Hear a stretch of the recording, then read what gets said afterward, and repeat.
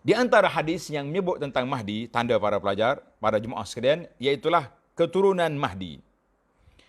Kata hadis Nabi SAW daripada Ummu Salamah, sabda Nabi SAW, Al-Mahdiyu min itrati min waladi Fatimah. Al-Mahdi adalah berasal daripada susur galurku, daripada keturunan Sayyidah Fatimah, maknanya daripada anak Nabi, dari Fatimah radhiyallahu anha. Hadis ini dikeluar oleh Imam Abu Daud.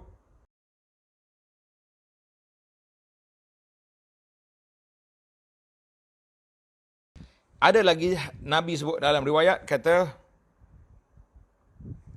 wasmu abihi ismu abi. Jadi nama dia wasmu abi ismu abi. Jadi nama bapaknya seperti bapakku. Nama dia maknanya Muhammad uyuati usmi. Nama dia macam nama aku, Muhammad bin Abdullah. Bin Abdullah. Mahdi ini pasti akan muncul. Pasti akan muncul.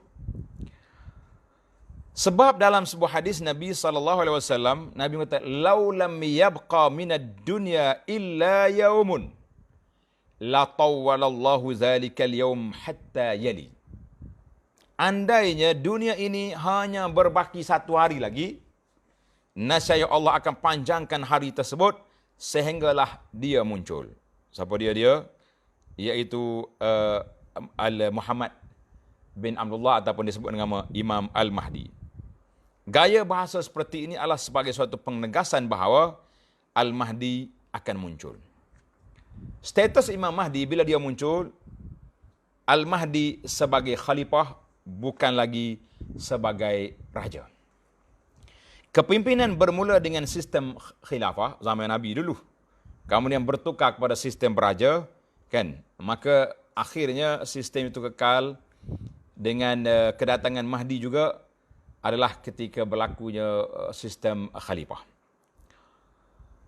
Sifat Al-Mahdi, kita kenal dia macam mana? Kalau-kalaulah sempat dengan kita, wallahu alam, kita tidak tahu kuasa Allah Subhanahu taala, kan? An Abi Sa'id Al-Khudri radhiyallahu qala Rasulullah sallallahu al-Mahdi minni ajlal jabhah aqnal anf yamla'ul arda qistan wa adla kama muliat jawran wa zulma yamliku 7 sinin. Nabi kata, Mahdi daripada keturunanku dahinya lebar, hidungnya mancung. Mana kalau hok mengaku hok kepek hidung mengaku jadi Mahdi tu, ketik telinga dia, kata bukan mung, kan? Dan akan menyebarkan keadilan di muka bumi sebagaimana bumi dahulunya dikuasai kejahatan dan kezaliman. Maknanya sebelum hari Mahdi ini berlaku peperangan besar, Al-Malhamah Al-Kubra berlaku. Kemudian mari zaman Mahdi, Masya Allah, dia telah membawa keadilan, qistan wa adla, dan kuasa selama 7 tahun. Dalam riwayat ini, tempoh Mahdi berada berkuasa selama 7 tahun. Hadis ini diriwayat oleh Imam Abu Daud. Pertembungan dan peperangan sebelum kedatangan Mahdi, dalam hadis diriwayat oleh Ibnu Majah, dia kata, yaqtatilu inda kanzikum salas, akan berbunuh-bunuhan, berebut kuasa di kalangan kamu 3 orang. Semuanya anak kepada khalifah, maknanya anak kepada pemimpin, berebut. 3 orang ni, summa la yasiru ila wahidin minhum, 3-3-nya tak dapat.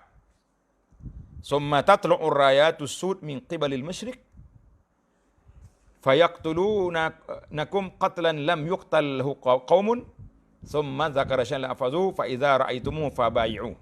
Bila mari Nabi kata apa ni, kemudian panji-panji hitam di sebelah timur akan muncul dan mereka memerangi kamu dengan cara yang tidak pernah dilakukan oleh satu kaum pun. Kata perawi, kemudian Nabi disebut lagi, fa iza ra'aitumuhu fabayi'u walau habwan 'ala sarji fa innahum khalifatullahi al-Mahdi. Karena dia adalah khalifah Allah Taala al-Mahdi. Ini artinya Mahdi datang tu dunia dalam keadaan yang agak gawat. Maka ketika itu, hadis ini riwayat Ibnu Majah dalam sunannya, Kitabul Fitan. Dan ada ulama yang menilai kata macam-macam riwayat. Baik, perkara yang seterusnya, berbai'ah kepada Mahdi dan tenggelamnya tentera Syam. Hadis daripada Ummu Salamah radhiyallahu anha, yakunu ikhtilafun inda mauti khalifah. Akan berlaku ikhtilaf, maknanya perbalahan ketika matinya khalifah. Fayakhruju rajulun min ahli al-Madinati hariban ila Makkah. Maka seorang laki-laki dari ahli Madinah pergi ke Mekah. Fayatihi nasun min ahli Makkah wa huwa karih. Orang kenal dia. Orang Mekah panggil dia, pergi dekat dengan Kaabah, dekat di antara rukun dengan makam Ibrahim itu. Maka dalam keadaan dia tak suka, fayubayi'unahu, orang Mekah bai'ah kepada dia. Wa yub'atsu ilaihi ba'sun min ahli Syam. Maka pada waktu itu, bila dengar orang Mekah ni bai'ah kepada imam yang baru, tentera-tentera Syam datang, mari nak serang Mekah. Kan? Bila tengok sampai di antara tengah jalan Mekah dengan Madinah, fayukhsafu, mereka telah ditelan oleh bumi. Tadi dalam 10 hadis tadi dia kata yukhsafu, dia kata gerhana, ya, bumi telan. Ini terjemahan ni kadang-kadang kita kena tengok. Jadi kata di para ulama hadis, kenapa Imam Mahdi tak lawan? Jawabnya, pada waktu itu Imam Mahdi baru dilantik, baru mendapat tempat, kan? Kemunculan Al-Mahdi akan berlaku di Hijaz, tapi sebelum itu telah berlaku kematian pemerintah dan pertelingkahan selepasnya dalam memilih pengganti.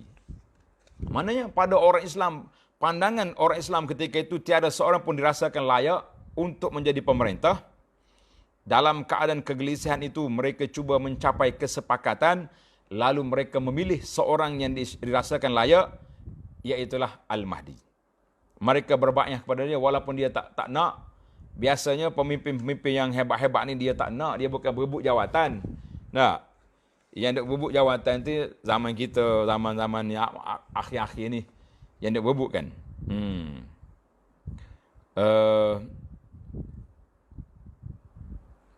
Manakala kumpulan Syam tadi, tentera Syam yang datang, kenapa mereka tu ditelan oleh bumi?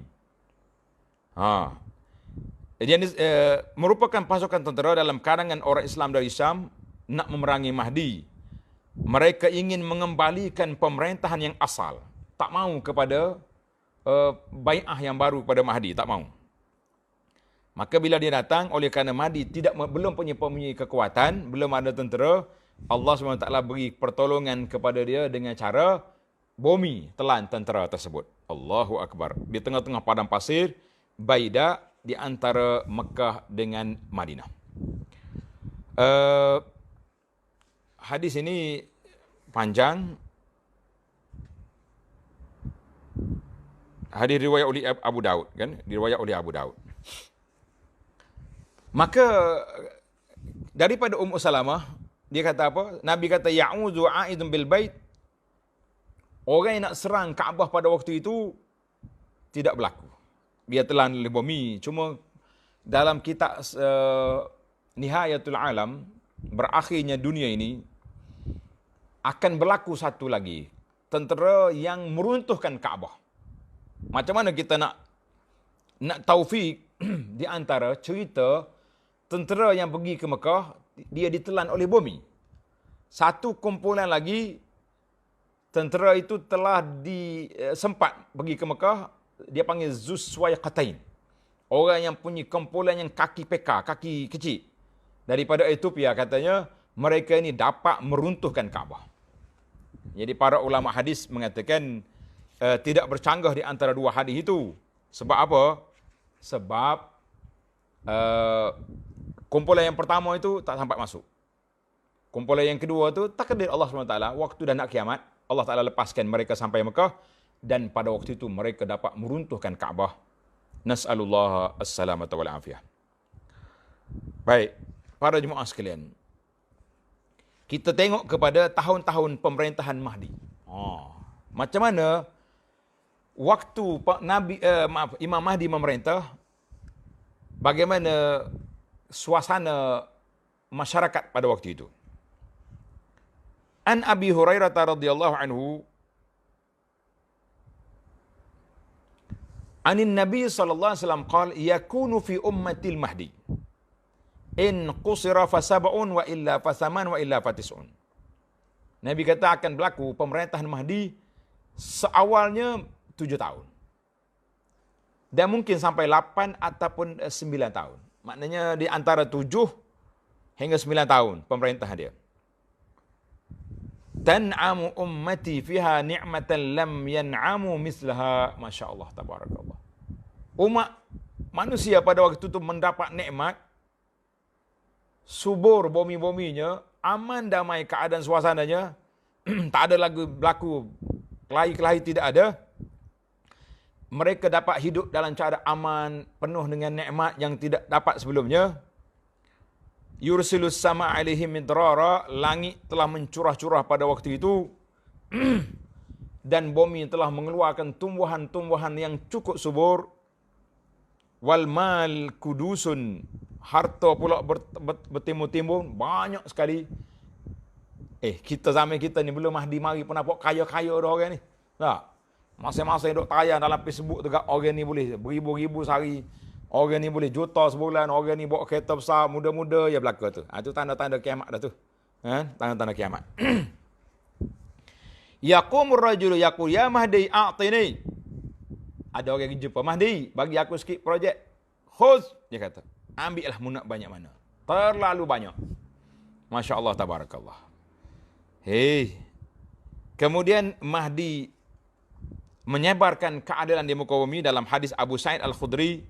Sabda Nabi sallallahu ubasyirukum bil Mahdi yub'atsu fi ummati ala ikhtilafin minan nas wa zalazil fayamla'ul arda qistan wa adla. Maka Imam Mahdi telah membawa keadilan dan ketenangan, buminya subur, masyarakatnya aman. Yamla'ullahu quluba ummati Muhammadin ghinan. Tenang, keadaan hidup tenang. Jadi hartanya banyak, nak bagi kepada siapa pun tak tahu. Masing-masing orang dah ada harta, ada kesenangan belaka. Itulah beberapa suasana yang kita boleh gambarkan ketika pemerintahan Mahdi. Baik. Maka kata di para ulama, kemunculan Imam Mahdi adalah permulaan bagi tanda-tanda besar kiamat. Kemunculan Mahdi, tanda-tanda besar kiamat. Tadi anda dah sebut, tanda besar kiamat ada berapa? Ada 10 perkara. Ada 10 perkara.